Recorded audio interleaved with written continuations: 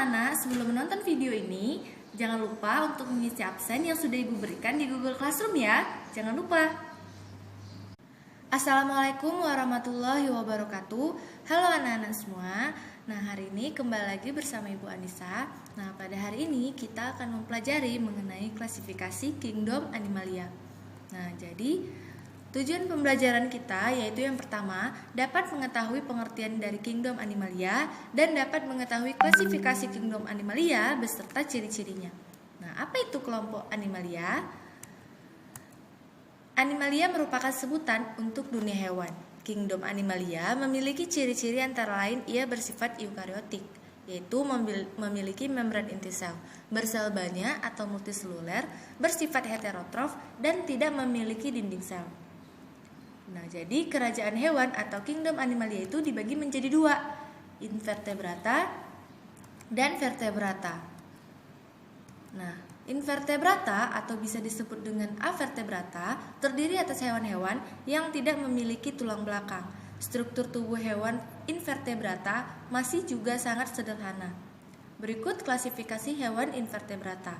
Yaitu yang pertama ada Porifera, yang kedua ada Coleoptera, yang ketiga Platyhelminthes, yang keempat Nemathelminthes, kelima Annelida, yang keenam Mollusca, yang ketujuh Echinodermata dan Arthropoda. Pada Porifera, ciri-cirinya yaitu memiliki tubuh berpori, tubuhnya seperti spons, memiliki rangka dari zat tanduk, tubuhnya memiliki warna beragam seperti merah, hijau, kuning, dan sebagian besar hidupnya di air laut dangkal dan di air tawar. Nah, ini adalah contoh dari Porifera. Jadi ada spesies dari Potherion sp dan Euspongia sp. Nah, selanjutnya itu ada Coleoptera atau Cnidaria. Coleoptera adalah hewan berongga yang mempunyai tentakel untuk menangkap mangsa. Jadi, ciri-cirinya itu ia memiliki alat perlindungan diri berupa sengat knidosit, memiliki tubuh berongga, umumnya hidup di laut, tubuhnya berbentuk polip atau menempel di dasar laut, dan ada yang medusa, melayang-layang di dalam air. Nah, contohnya itu ada anemon dan Aurelia aurita. Nah, selanjutnya itu ada Platyhelminthes. Nah, ciri-cirinya yaitu memiliki tubuh pipih, tidak bersegmen atau beruas, dan memiliki mulut tetapi tidak memiliki anus. Nah, contohnya itu ada cacing pita dan cacing hati. Selanjutnya, Nemathelminthes, yaitu ciri-cirinya memiliki bentuk tubuh bulat panjang seperti benang dan tidak bersegmen. Lalu tubuhnya dilengkapi mulut dan anus, dan ada yang hidup bebas dan ada pula yang hidup secara parasit. Contohnya itu cacing gilik. Lalu selanjutnya itu ada Annelida. Ciri-cirinya memiliki tubuh bersegmen seperti gelang, memiliki mulut dan anus, hidup di air tawar, laut, darat, atau sebagai parasit dalam tubuh makhluk hidup. Nah, contohnya itu ada cacing gelang. Nah, selanjutnya itu Mollusca. Ciri-cirinya umumnya tubuh dilindungi oleh cangkang kecuali gurita dan cumi-cumi. Lalu memiliki tubuh yang lunak, hidup di darat, air tawar, dan air laut, dan anggota yang hidup di darat dapat bergerak menggunakan otot perut. Contohnya yaitu siput, cumi-cumi, kerang. Nah, selanjutnya Echinodermata. Ciri-cirinya memiliki tubuh yang dilindungi duri. Yang kedua, memiliki rangka luar yang terbuat dari lempeng-lempeng zat kapur. Yang ketiga, beberapa anggotanya memiliki alat gerak berupa kaki pembuluh yang disebut ambulakral. Yang keempat, semua anggotanya hidup di air. Contohnya itu bintang laut, landak laut, dan timun laut.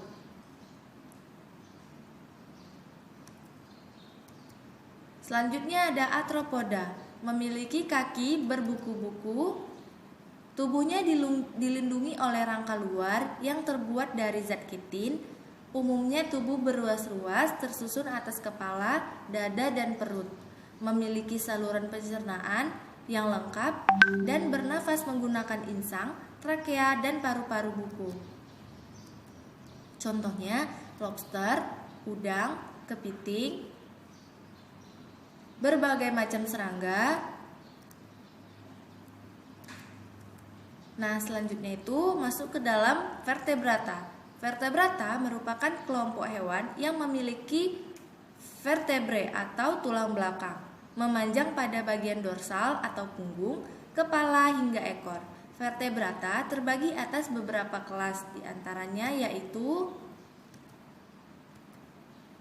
klasifikasinya ada Pisces, Aves atau burung, amfibi, reptilia, dan mamalia. Kelas Pisces merupakan kelompok hewan yang hidup di air. Bagian luar tubuh ikan dilindungi oleh eksoskeleton berupa sisi. Pisces dapat bernafas di dalam air berkat insang yang ada pada tubuhnya. Pisces adalah hewan poikilotherm atau hewan berdarah dingin yang dapat menyesuaikan suhu tubuhnya dengan suhu air tempat hidupnya. Jadi ciri-ciri dari Pisces, ia hidup di air, pernafasan dengan insang, memiliki sirip untuk menentukan arah gerak di dalam air, dan memiliki gurat sisi untuk mengetahui tekanan air. Contohnya ikan bertulang rawan atau chondriches, ikan cucut, ikan pari, ikan hiu, ikan bertulang sejati, ikan merah, ikan salem.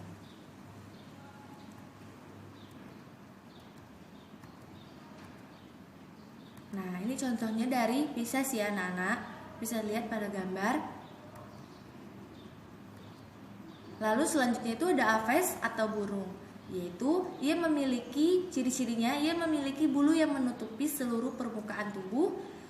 Bulu burung terbagi atas filoplume sebagai sensoris, plumule sebagai isolator, dan plume untuk terbang. Nah, ciri-ciri selanjutnya yaitu burung merupakan hewan homoikthem atau berdarah panas. Nah, selanjutnya burung memiliki sakus pneumatikus atau kantung hawa yang berfungsi sebagai respirasi saat terbang, mengatur berat badan saat terbang, memperkeras suara, dan membungkus organ dalam agar tidak dingin ketika terbang. Nah, ini contoh dari berbagai macam aves atau burung. Bisa dilihat anak-anak pada gambar. Nah, selanjutnya itu ada amfibi. Amfibi merupakan kelompok hewan yang dapat hidup di air maupun di darat. Contoh hewan amfibi yaitu kata dan salamander. Amfibi bernafas dengan paru-paru dan kulitnya. Jenis amfibi yang hidup di darat harus menemukan air untuk dapat bertelur. Larva amfibi disebut kecebong. Kecebong mirip dengan ikan kecil dan hidup di air. Pada masa ini, kecebong bernafas dengan insang. Amfibi merupakan hewan poikilotherm atau berdarah dingin.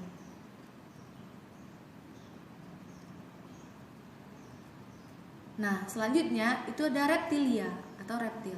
Reptil merupakan vertebrata pertama yang dapat beradaptasi di daerah kering.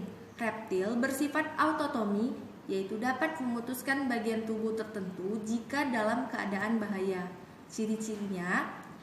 Ciri-ciri dari reptil itu berkulit keras, kering dan bersisi. Pada ular sisinya sering mengelupas. Suhu badan poikilotherm, berkembang biak dengan bertelur, pembuahan di dalam tubuh betina. Nah, ini adalah gambar dari reptil. Ada buaya, ada ular, dan macam-macam.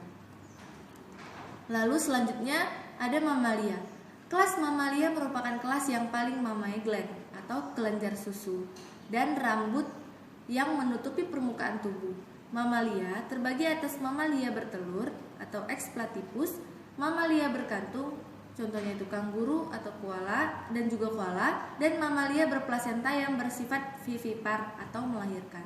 Ciri-cirinya, ia pasti memiliki kelenjar susu dan berkembang biak lalu berambut, suhu badan homoiktherm, bernafas dengan paru-paru. Contohnya itu kucing, anjing, sapi, kambing, dan lain sebagainya.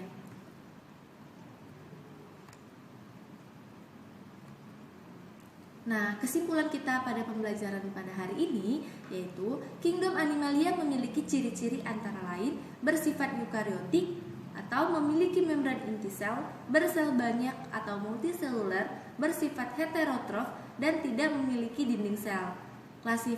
Klasifikasi Animalia terbagi menjadi dua, yaitu invertebrata dan vertebrata. Nah, klasifikasi invertebrata terbagi menjadi 8 kelas, yaitu Porifera, Coelenterata, Platyhelminthes, Nematelminthes, Annelida, Mollusca, Echinodermata, dan Arthropoda. Nah, klasifikasi vertebrata terbagi menjadi 5 kelas, yaitu Pisces, Amfibi, Aves, Reptil, dan Mamalia. Nah, sekian dari pembelajaran kita pada hari ini. Bila ada kesalahan dalam pengucapan, Ibu mohon maaf. Wabillahi taufiq wal hidayah. Wassalamualaikum warahmatullahi wabarakatuh.